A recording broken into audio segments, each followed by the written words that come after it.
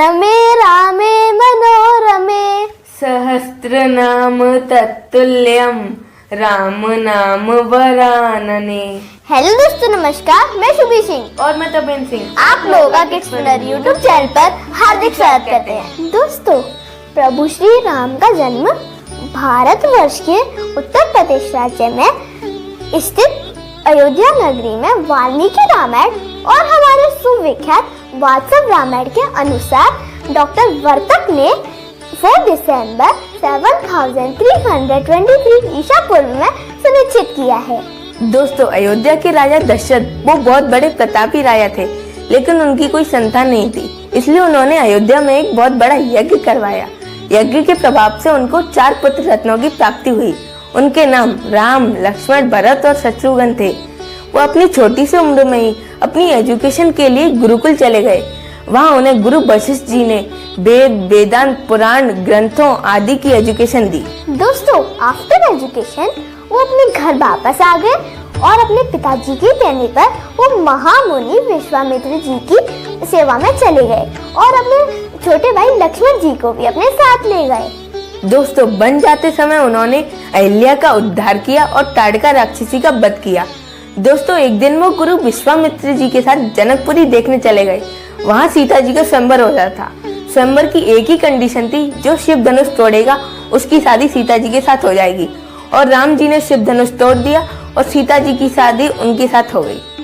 फिर वो सीता जी को लेकर अयोध्या वापस आ गए और तभी महारानी कैकेयी ने महाराज दशरथ जी से अपने 2 वर मांग लिए, जिसकी वजह से राम जी को वन जाना पड़ा। दोस्तों, अगर भगवान श्री राम चाहते तो महाराज दशरथ जी की आज्ञा का पालन नहीं करते और उन्हें वन भी नहीं जाना पड़ता, क्योंकि पूरी अयोध्या का सपोर्ट उनके साथ था। लेकिन फिर भी उन्होंने अपने पिताजी के वरदानों का मान रखा और वो हंसते हुए वन को चले गए। तो दोस्तों, हमारे जीवन में भी ऐसी परिस्थितियाँ आती रहती है, तो हमें भगवान श्री राम की तरह अपनी मम्मी पापा की आज्ञा का पालन करना चाहिए। दोस्तों, राम जी वन चले गए। जैसे इस बात का पता उनके छोटे भाई भरत जी को चलता है, फिर वो सारे समाज को इकट्ठा करके उनसे मिलने के लिए चित्रकूट चले जाते हैं। वहाँ राम जी उनसे बोलते हैं, भरत, तुम मेरा 14 साल तक राज्य संभालो। 14 साल बाद वापस आकर मैं तुमसे अपना राज्य ले लूंगा। दोस्तों, अगर भरत जी चाहते तो मजे से अयोध्या पर अपना राज कर सकते थे, लेकिन उन्होंने अयोध्या का त्याग किया और चित्रकूट में राम जी ने भी अयोध्या का त्याग किया। दोस्तों, कभी कभार हमें भी अपनी जिंदगी में सैक्रिफाइस कर लेना चाहिए, तभी हमें बड़े अचीवमेंट्स प्राप्त होते हैं। फिर प्रभु श्री राम ने सोचा, अगर मैं चित्रकूट में ही रहूंगा तो भरत फिर से आ जाएगा, इसलिए वो पंचवटी में आकर रहने लगे। फिर एक दिन सूर्पनखा आई, फिर वो दोनों भाइयों को परेशान करने लगी, जिसकी वजह से लक्ष्मण जी ने उसके दोनों नाक कान काट दिए। फिर सूर्पनखा अपने दोनों भाइयों खर और दूषण को ले आई, जिसकी वजह से प्रभु श्री राम और खरदूषण के बीच में एक युद्ध हुआ, जिसमें प्रभु श्री राम ने खरदूषण का वध कर दिया। फिर सूर्पनखा ने ये बात जाकर रावण से कह दी, जिसकी वजह से रावण को बहुत गुस्सा आया और वो साधु का भेष रख के सीता जी का हरण करने पंचवटी आ गया और उसकी मदद की मारीच ने, जो हिरण बनकर पंचवटी में घूम रहा था। फिर रावण सीता जी का हरण करके पुष्पक विमान में उनको बिठाकर लंका ले गया। लंका जाते समय रावण की लड़ाई गिद्धराज जटायु से भी हुई, जिसने सीता जी को बचाने का प्रयत्न किया। फिर वो सीता जी को ढूंढते ढूंढते किष्किंधा नगरी पहुंच गए और वहाँ पर उनकी मुलाकात श्री हनुमान जी से हुई। दोस्तों, फिर सीता जी की खोज शुरू हुई। किष्किंधा के राजा सुग्रीव ने सारे वानरों को इकट्ठा किया और एक टीम बनाई। उसका टीम लीडर अंगद को बनाया गया। उस टीम में अंगद के साथ नल, नील, जाम्बन जी, हनुमान जी, वो सारे सीता जी को खोजते खोजते समुद्र किनारे आ पहुंचे। दोस्तों, हालांकि रामायण का एक बहुत ही इम्पोर्टेंट पात्र सुग्रीव का बड़ा भाई बाली भी था, जिसने छल से सुग्रीव की पत्नी और उसके राज्य को हड़प लिया था, जिस वजह से राम जी ने उसका वध कर दिया। इस घटना से हमें ये सीख मिलती है कैसे हम अपनी फ्रेंडशिप को स्ट्रॉन्ग कर सकते हैं। लेकिन समुद्र लांघना किसी को नहीं आता था, तभी जाम्बन जी और अंगद जी ने अपने टीम लीडर होने की भूमिका बहुत अच्छे से निभाई। फिर उन्होंने हनुमान जी को मोटिवेट किया और उनको उनकी पुरानी शक्तियां याद दिलाई, जिस वजह से वो समुद्र लांघ पाए। दोस्तों, आज भी हम जाम्बन जी और अंगद जी से वो सारी मैनेजमेंट की स्किल्स सीख सकते हैं कि कैसे हम अपनी टीम की बर्निंग प्रॉब्लम को दूर करें और उन्हें कैसे मोटिवेट करें और उनकी पावर्स और स्किल कैसे याद दिलाएं, जैसे जामवंत जी और अंगद जी ने हनुमान जी को मोटिवेट किया और उनको पावर से याद दिलाई, जिससे वो समुद्र लांघ पाए।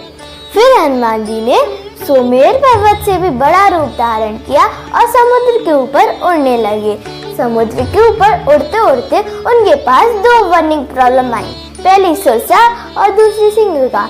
हनुमान जी ने अपनी स्किल्स और नॉलेज के द्वारा सुरसा से आशीर्वाद लिया और सिंह का वध करके आगे बढ़ गए और लंका नगरी पहुंच गए। लंका में आने के बाद उन्होंने अपनी स्किल्स और नॉलेज के द्वारा स्ट्रेंथ, वीकनेस, अपॉर्चुनिटी, थ्रस्ट यानी कि SWOT एनालिसिस का पूरा यूज किया, क्योंकि वो ये जानना चाहते थे कि रावण की स्ट्रेंथ क्या है, रावण की वीकनेस क्या है, और जब हम युद्ध करने आएंगे तो हमारे पास अवसर क्या क्या है जिससे हम युद्ध को आसानी से जीत सकें। ट्रस्ट, जब हम युद्ध करने आएंगे तो हमारी वानर सेना उन राक्षसों को देख के ना डरे, इसकी तैयारी हनुमान जी पहले से करके रखना चाहते थे। फिर हनुमान जी ने अपना एक छोटा सा रूप धारण किया और पूरी लंका में घूमने लगे। पूरी लंका में घूमते घूमते उनको अपने लिए एक अपॉर्चुनिटी दिखाई दी। वो अपॉर्चुनिटी थी रावण का छोटा भाई विभीषण, क्योंकि उन्होंने उनके दरवाजे पर शंख और श्री राम लिखा हुआ देख लिया था। फिर उनको पता लग गया कि ये बंदा हमारी जरूर मदद करेगा।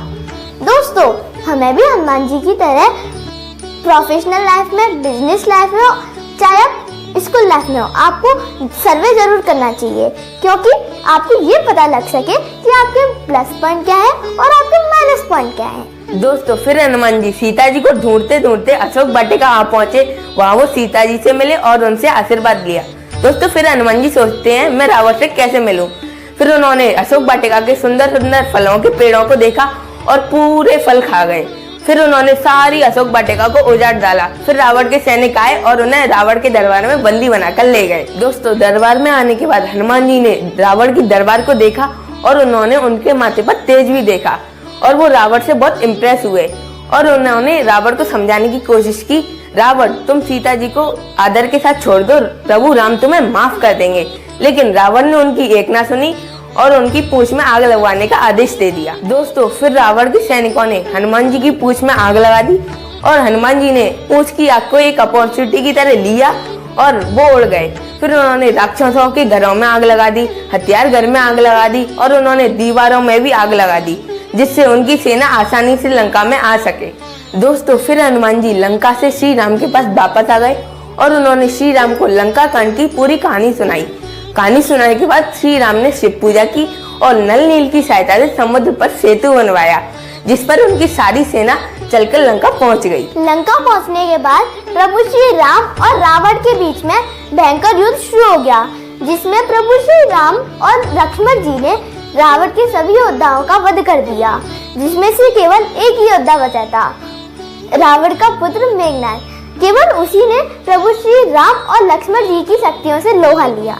दोस्तों, एक समय ऐसा आया कि मेघनाद ने प्रभु श्री राम और लक्ष्मण जी को नागफांस में डाल दिया और उस बर्निंग प्रॉब्लम का सॉल्यूशन दिया फिर से हनुमान जी ने, जो बातों बातों में गरुड़ जी को ले आए और प्रभु श्री राम और लक्ष्मण जी को नागफांस से मुक्त करवा दिया। दोस्तों, उसके बाद मेघनाद ने लक्ष्मण जी को मूर्छित करके एक नई बर्निंग प्रॉब्लम खड़ी कर दी, लेकिन फिर से उसका सॉल्यूशन दिया हनुमान जी ने संजीवनी बूटी लाकर। दोस्तों, सुषेण वैद्य के कहने पर जब हनुमान जी संजीवनी बूटी लेने जा रहे थे तब उनके रास्ते में बहुत सारी बाधाएं आई, जैसे कि अगर वो चाहते तो कालनेमी के कहने पर थोड़ा बहुत आराम भी कर सकते थे, देवताओं के कहने पर थोड़ा बहुत सो भी सकते थे, संजीवनी बूटी की बजाय कोई और बूटी भी ला सकते थे, भरत जी की बाण से वो वापस लौट सकते थे।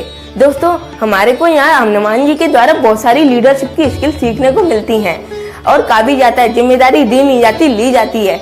हनुमान जी ने अपनी जिम्मेदारियों को समझा और पूरा का पूरा पर्वत उठाकर लक्ष्मण जी के पास आ गए और लक्ष्मण जी के प्राण बच गए। फिर लक्ष्मण जी ने मेघनाद का वध किया और उसके बाद प्रभु श्री राम और रावण का एक भयंकर युद्ध स्टार्ट हुआ, जिसमें प्रभु श्री राम ने रावण का वध किया और उस युद्ध में विजय प्राप्त कर ली और फिर वो सीता जी को लेकर अयोध्या वापस आ गए और उधर उनका राज्याभिषेक भी किया गया और उनकी आने की खुशी में दीपावली भी मनाई गई। दोस्तों, कुछ समय बाद एक ऐसा धर्म संकट आया जिसकी वजह से प्रभु श्री राम को अपनी पत्नी सीता जी का त्याग करना पड़ा। फिर सीता जी वाल्मीकि ऋषि के आश्रम में आ गई। फिर उनके वहाँ पर 2 पुत्र हुए, लव और कुश। फिर सीता जी धर्म संकट की वजह से धरती में समा गए। फिर भगवान श्री राम ने हजारों सालों तक अयोध्या में राज किया और उनके राज्य में पूरी प्रजा सुख शांति से रहती थी। दोस्तों, रावण के वध के बाद अगर भगवान श्री राम चाहते तो रावण की लंका को ले सकते थे, लेकिन उन्होंने ऐसा नहीं किया। उन्होंने रावण के छोटे भाई विभीषण को लंका वापस कर दी। दोस्तों, हालांकि भगवान श्री राम भगवान विष्णु के अवतार थे, वो पूरी जिंदगी अपनी मर्यादाओं में रहे, इसलिए उन्हें मर्यादा पुरुषोत्तम श्री राम भी कहा जाता है। दोस्तों, अगर भगवान श्री राम चाहते तो रावण को एक ही बार में मार सकते थे, लेकिन उन्होंने ऐसा नहीं किया। उन्होंने छोटे छोटे लोगों की टीम बनाई और शबरी के झूठे बेर खाए और निषाद से अच्छी फ्रेंडशिप निभाई और केवट को भवसागर पार कराया। दोस्तों, भगवान श्री राम के द्वारा हमें ये गुण सीखने चाहिए। अगर आप पावरफुल हो तो हमें दूसरे लोगों को भी समर्थ बनाना चाहिए। तो दोस्तों, ये थी कहानी त्रेता युग के नायक भगवान श्री राम की। दोस्तों, अभी कलयुग चल रहा है। सन 1528 से 2020 तक हमारे प्रभु श्री राम को उनका घर नहीं मिला। दोस्तों, 450 साल बाद अब जाकर उनको बहुत लंबी लंबी लड़ाई लड़कर अब जाकर केंद्रीय सरकार, राज्य सरकार और सुप्रीम कोर्ट के आदेश से रामलला को उनका घर मिलने जा रहा है। उसकी नींव हमारे प्रधानमंत्री जी मोदी जी ने 5 अगस्त 2020 को रखी। दोस्तों, कलयुग में राम का नाम ही आधार है। दोस्तों, राम का नाम लेते रहिए और भव सागर पार करते रहिए। दोस्तों, आप सभी देशवासियों को राम मंदिर बनने की बहुत बहुत बधाई। दोस्तों, आप सभी भी राम मंदिर बनने में अपनी भागीदारी सुनिश्चित कर सकते हैं। जय श्री राम। दोस्तों, अगर आपको हमारा वीडियो अच्छा लगा हो तो इस वीडियो को लाइक और चैनल को सब्सक्राइब जरूर करें और सभी राम भक्तों में हमारा ये वीडियो शेयर करें। मिलते हैं नेक्स्ट वीडियो में, तब तक के लिए आप लोगों का प्रेम पूर्वक धन्यवाद। जय